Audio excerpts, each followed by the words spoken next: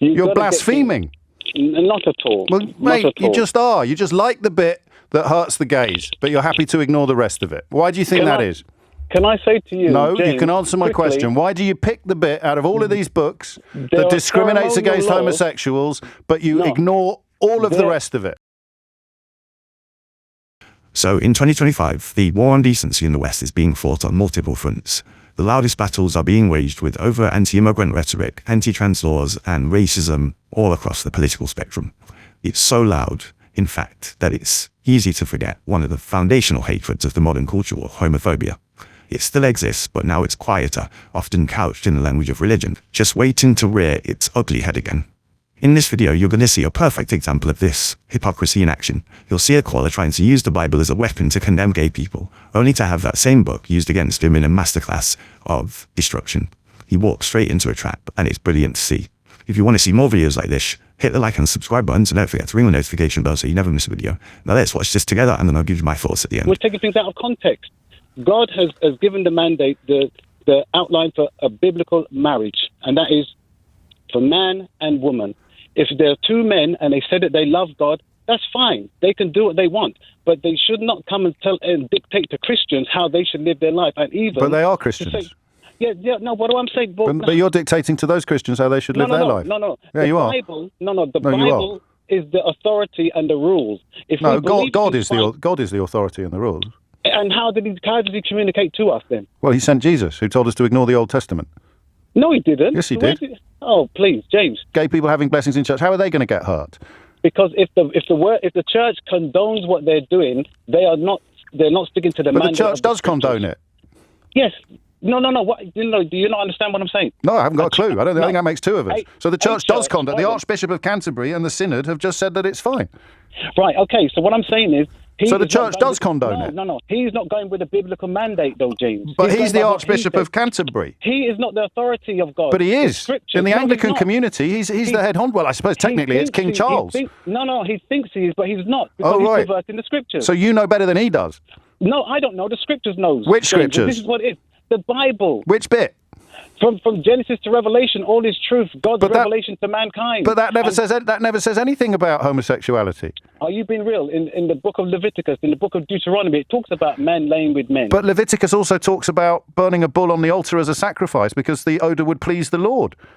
Oh. And it says you can sell your daughter into slavery, doesn't it, in Exodus?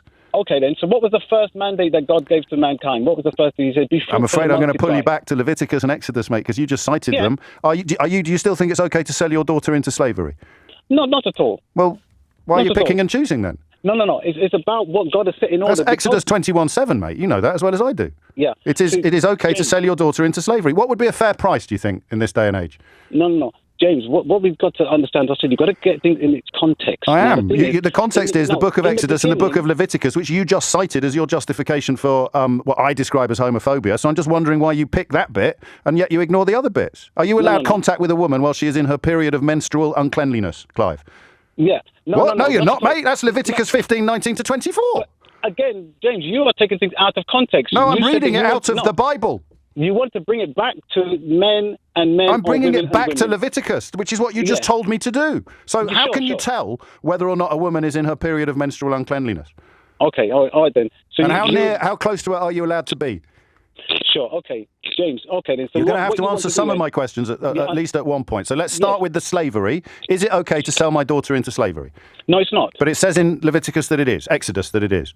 No, this was what mankind was doing because there was situation and circumstance. But mankind was also lying with man, and you said that was bad. Yeah, absolutely. So why is that bad, but selling a daughter into slavery is not acceptable? What we have to get back is to God's ideal. No, mate, what you have to do is tell me how I can tell which bits of the Old Testament you think we should... Can I give you an example? No, you can answer my questions. No, yes, I'm going to. No, I said no. Give an example. No, you can't give me an example. You need to tell me which bits of Leviticus you choose to obey and which bits you don't. That was never God's plan. Yeah, you're still just going to talk. You can't answer any of these questions.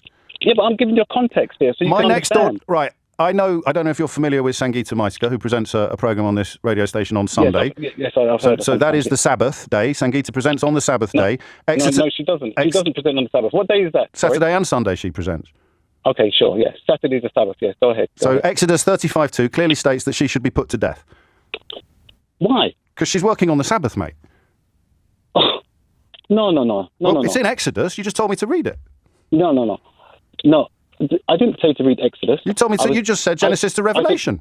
I suggested that the Old Testament had been superseded by the Sermon on the Mount. You said it hadn't. You told me to go back to Leviticus when you were trying to justify your homophobia. I've gone to Exodus. Do I have to kill Sangita Maiska for the sin of working on the Sabbath? Yes or no? It's a simple question. No, you don't. So, well, why not? Because the Bible tells me to. You're handing down the law on homosexuality, so you must know the stuff about this. Is Leviticus 25:44. I may indeed possess slaves, provided they are purchased from neighbouring nations. So would that include Wales, or would I have to go all the way to France? If that's what the scripture says, then that's so. Okay, so slavery is a good thing. Slavery's allowed then, for you as a good Christian. Do you have any slaves? No, I don't. Okay. I explained to you, James. Do you have your hair? Can I ask you to describe your current hairstyle to me? It's bald. Right, so you've trimmed it around the temples. Around the temple? Yeah, you've trimmed your hair around the temples.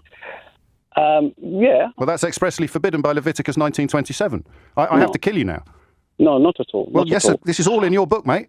Again, as I said. I haven't finished. What are you wearing? You've got to get it in this context. What are you wearing at the moment, Clive? I'm wearing one robe with all one thread. And what colour? No, you're not, though, are you? No, Because even you know how hypocritical you're sounding now, because you're not allowed to wear two different kinds of thread. No. You're blaspheming. Not at all. Well, mate, you just are. You just like the bit that hurts the gays, but you're happy to ignore the rest of it. Why do you think that is? Can I say to you, No, James, you can answer my question. Why do you pick the bit out of all of these books that discriminates against homosexuals, but you ignore all of the rest of it? There's some laws that were done away with at the cross.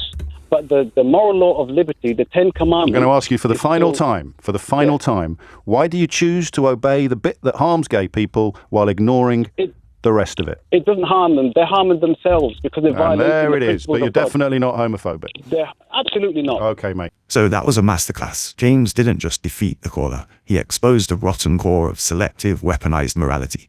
He showed that the caller didn't really care about the rules in his book. He only cared about the one rule that let him target gay people.